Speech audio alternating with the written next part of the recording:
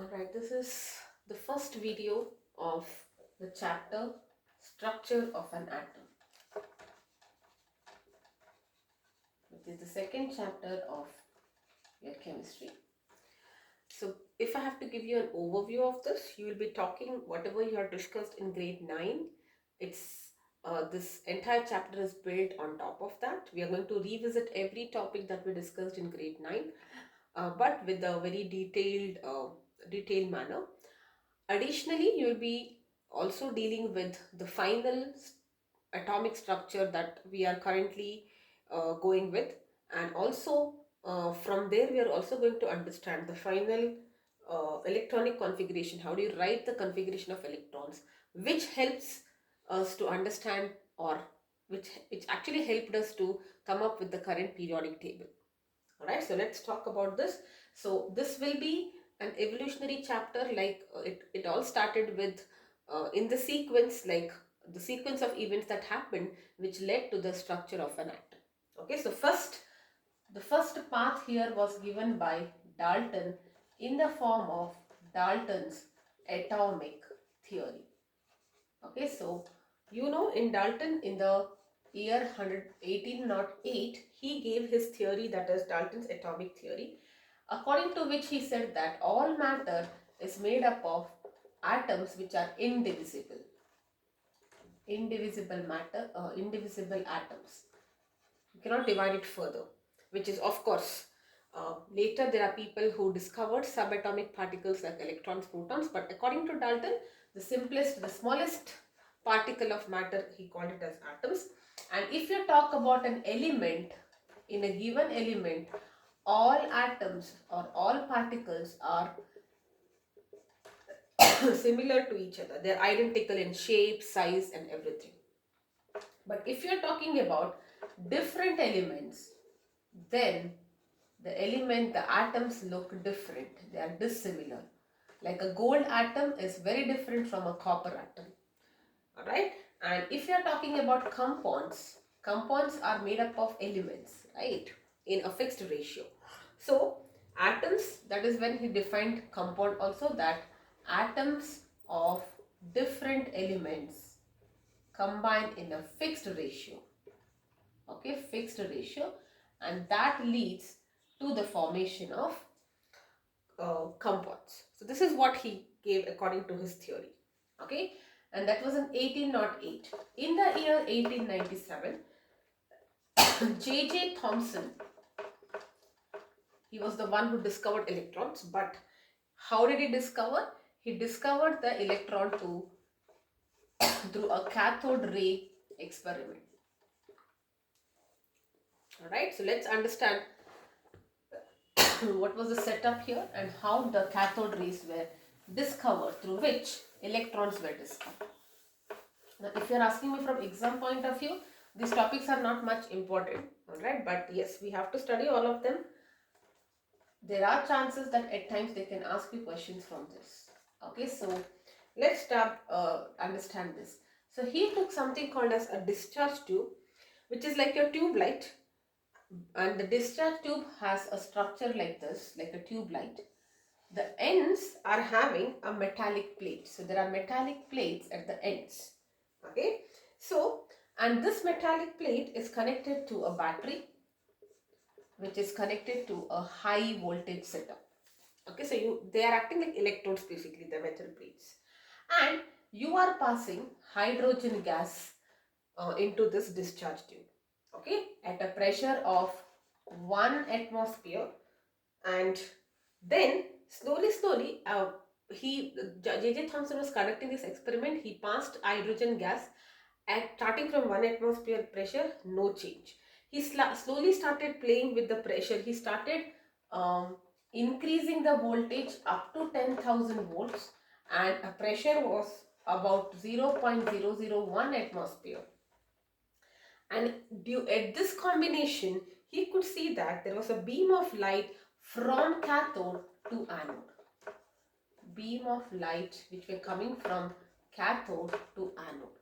Okay, so this is here, it was coming, this is negative, this is positive, right? Okay, I'll just change this here. Anyway, it's the same thing. Okay, so it was coming because in the textbook, I don't, if you remember, this is a picture that's coming this way. I just want to make sure that it is this way only. So this is your cathode, this is your anode, correct? So he saw a beam of light which is coming in this direction from cathode towards anode, and whatever happened, how did he figure out that this part behind the anode, it got illuminated. Okay, so behind anode, the part got illuminated. Actually, he had taken perforated anode. Perforated is with the holes, because of which the rays could penetrate through those perforations, and when they hit those screen, the material of the screen is in such a way that, you know, whenever there is radiations or some kind of rays which are coming and getting incident on it, they gets illuminated. All right, so it's similar to your TV, like, you know, TV is also very similar. The older ones, it's similar to the cathode ray tube. It gets illuminated, and that's how we see an image. All right, and since it was coming from cathode to anode, he called that rays as the cathode rays. So what were the properties of cathode rays? Properties are they're coming from cathode towards anode. Okay, because it was originating from cathode, that means it should be negatively charged, right? So that is what he also, and it is not visible as such. It is not visible, but the screen gets illuminated. That's the second point. All right, when he tried to change the gas, instead of hydrogen, he tried to switch to some other gas.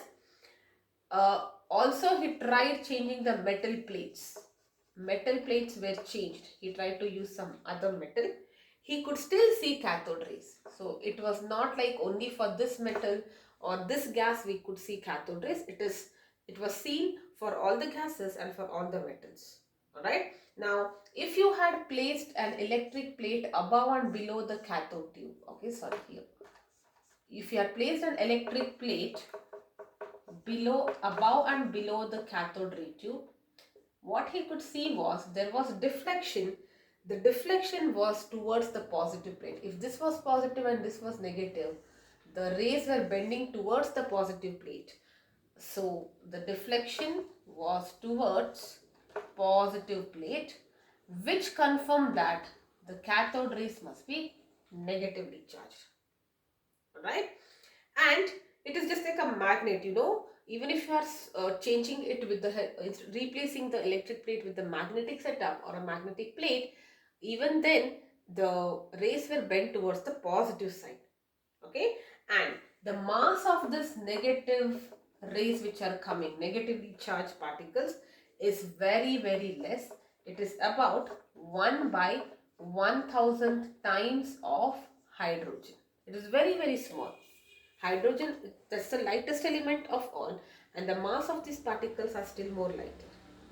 Okay, and he was the one who told that it is negatively charged, and we now know it as electrons, correct? And based on that, he gave his model, which is called as the plum pudding model. He was smart enough to figure out that if atom is neutral and I am able to figure out that it is having negative charge, then there must be a equal amount of positive charge, because of which the atom is neutral as a whole. But he gave his model where he said that the negative charges are suspended between atoms. The whole of atom is positively charged, and the negative charges are like raisins in the pudding or plum in the pudding, okay, or watermelon seeds in a watermelon. Right? So this is the model that he gave. All right. Now, he could not come up, he understood that it is negatively charged and all of that, but he could not find out the value of the mass of an electron and the charge of an electron. Okay, but however, he could find out the charge by mass ratio. Alright, so what he could feel, he could not individually find out anything, but he could figure out that the charge by mass ratio of an electron was around this much. You don't have to remember these values. Okay, so this was the charge by mass ratio. Okay, later in the year 1930, now that's all he did. Okay, he only discovered that atoms are not indivisible. I could prove that there are negatively charged particles in an atom which are emerging from the cathode rays, and they start deflecting towards the positive plates of electrical or magnetic plate. And also he could only give this much, he could only tell that the charge by mass ratio is this much, but he could not come up with that final value of what is the charge in an electron or what is the mass of an electron. Okay, later in the year 1913, okay, now I forgot to tell one thing. The screen is having, the cathode ray screen is having a coating of zinc sulfide. It is this coating of zinc sulfide which actually gets that property of illumination. Why do the discharge tube surface gets illuminated when some light falls on it, some radiation is incident on it? That's because zinc sulfide has a property. Okay, yes. So later in the year 1913, there was a scientist by the name of Milken and Harvey. They did some experiment, and they are the ones who figured out the value of the charge and the mass of an electron. And their experiment is what we call as oil drop experiment. Okay, so let us try to understand that setup. So he had a setup like this, wherein you had metallic plates here. Okay, so these were the metallic plates. This was the anode and this was the cathode. This was the cathode. Okay, and then here you had something called as the atomizer. Atomizer is like your spray bottle. Okay, so imagine a spray bottle which is filled with oil. You just press it, the oil drops would come. Okay, now what he did, he passed high energy radiations. Okay, high energy radiations, and of course through a gas here. This was filled with some kind of gas, let us say it was hydrogen gas. And now what happened when he tried to, and here it was also connected to a microscope here. Okay, so that you could see what was happening. A high resolution microscope, whatever was best available at that time. Alright, and when he sprayed a bottle, there were oil droplets which were coming out, and because of gravity, they were actually coming downwards. Correct? Now what happens, whenever this ionizing radiations were passed, it will ionize the gas. Correct? So you had ionization radiations. That ionization radiations would ionize the gas. That means hydrogen gas, when this radiation is passed, will convert it into a hydrogen ion and electron. Okay, so that is the electron which we are seeing. So it ionizes the gas. And the electrons which are released, they will stick to the oil drops. So if you imagine, this is the oil drops, the electrons will stick to it like this, because they are very light and volatile, right? So they stick to that. Alright, now what is falling is nothing but an oil drop coated with lots of electrons. Now what the experiment was done in such a way that when you passed electric current of suitable voltage, the electrons would move up because they are negatively charged, right? This is your positive plate. So by gravity, the particles are falling down. But if you increase the voltage here, then the oil drop with the electrons were moving up. Gravity is making it come down. The electric electric voltage is making it to come up. Okay. Now the value of voltage was adjusted to such a way that there is such a value that the electron drop remains stationary. Okay. So they play around with the voltage. The voltage was adjusted. Such that the oil drop was stationary. Once this state was achieved, what Milken did was he observed and he also noted down the voltage reaching, and he did this following calculations. Okay, according to him, the gravitational weight is balanced by the force of electricity. Correct? Gravitational weight is mg, force of electricity is QE. You will understand this. What is the force of electricity later on. Okay, and from here he could calculate the value of Q, because he calculated that value of Q to be 1.6 into 10 power minus 19 coulomb. Since you already knew the charge by mass ratio, this I knew it, 1.74 into 10 power 11. Now he could figure out the value of charge very easily. I could find mass, and mass of an electron was later found out to be this many kgs, in the range of minus 31 multiplied by 10 power 9. This is the weight of an electron. Okay, so J.J. Thomson, he discovered electrons, but the concept of what is the charge on an electron, what is the mass of an electron, was given by Milken and Harvey. Alright. So next, let's talk about the discovery of protons. Okay, now later on, Goldstein performed a similar experiment. So Goldstein was very smart enough. He thought that if I could get cathode rays from cathode, why can I get anode rays from anode? Because atom is neutral. If there are negative particles, there should be positive particles also. So in the year 1919, Goldstein was the scientist who discovered the protons. Alright, and he had a very similar setup. Okay, he had a very similar setup. And what he did was this, there was a metallic plate here which is positive, and it was connected to the positive terminal like this, and the negative terminal was connected with a perforated cathode. So this is your cathode. Okay, now the same thing he also did. What he did, there was a gas, he adjusted the value of the pressure and voltage such that the screen was getting illuminated, and he could see that after some time this part of the screen was getting illuminated. Okay, so that means there is something coming from anode passing through the perforations, and it was getting incident here because of the zinc sulfide screen. It was getting illuminated. Okay, now what he did was he also calculated the charge of a proton and mass of a proton from this. Now it's a similar setup, there is nothing much to do. Okay, so and only remember that protons are not coming, it's the whole ion which is moving. It is very difficult to knock off a proton. So imagine there is an atom, electrons are released because of ionization. What remains is nothing but a H plus nucleus. So that H plus nucleus, a stream of H plus nucleus particles, if it was hydrogen, was seen penetrating through this perforated cathode, and it was illuminating the screen.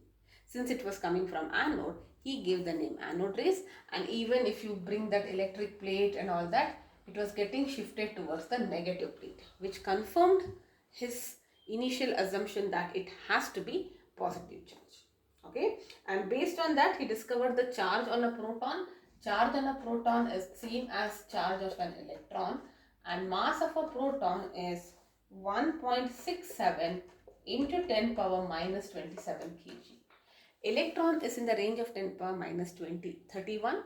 So electron is much lighter in comparison with protons. Okay, so this is what he discovered.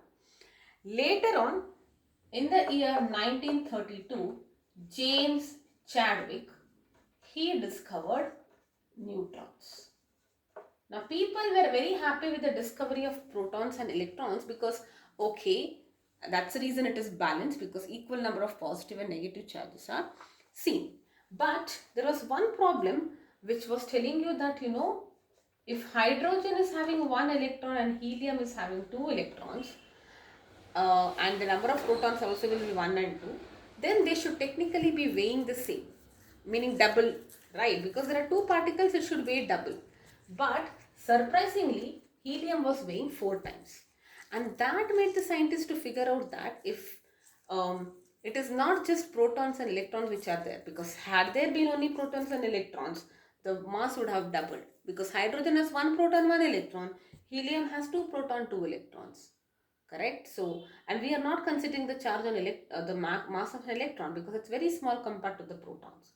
So we kind of omit it. So only in terms of protons you think. 1 proton is having some weight. 2 protons should have double the weight. But the weight was 4 times. What made it 4 times? That means there are some particles which are contributing to the weight but not on the charge. And he called those particles as neutrons. And this is the experimental setup that he did. Okay, so he took helium nucleus.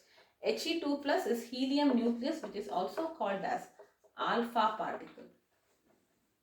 So don't get confused. Helium has 2 electrons. It has lost both its electron, and that's when you call as helium nucleus, because there are no electrons now. Okay, so he made those alpha particles, which are nothing but helium nucleus. He made them, he bombarded over light elements like lithium, beryllium and boron. Okay, and then those radiations from those metals, when they were incident, they started releasing some radiations which when passed through a paraffin wax, there was a paraffin wax layer, the radiations which were coming from these metals, lithium, beryllium, boron, when alpha particles was incident on them, after passing through the paraffin, he could see something like this. All right, which kind of told you that there was a neutron. Now the reaction is ensuring that there is a neutron which is being created, and that is why you're getting something like this. All right, so that's how he discovered neutrons. Nothing much here, you just have to know that who discovered what and how. So he did this experiment. He ensured that the stream of rays which are coming from these metals which are passing through this, it's incident on a paraffin wax, and they kind of get deviated. So if you are talking about electric plate, the protons and electrons go, but in the center what you have is neutron which remains undeviated because they are not having any charges. Okay, so that is how protons, electrons and neutrons were discovered.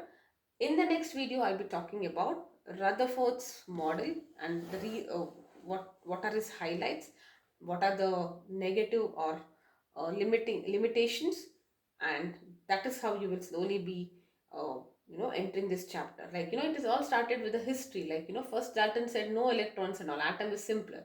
Then people started discovering this. Once they discovered these particles, they had to give, like, now with the discovery of particles, how does the atom look like, where are these particles located, what do they do? Okay, so that is when this story slowly got evolved, and there were so many iterations. Everyone tried to address this issue, tried to give up a convincing reason with suitable proof that this could be the possible structure, this might be the way electrons and protons are arranged. And after successive theories which came up, which had some good points and had some limitations, we now adapt the final quantum mechanical model, which we will be slowly talking about. Yes. All right. Bye.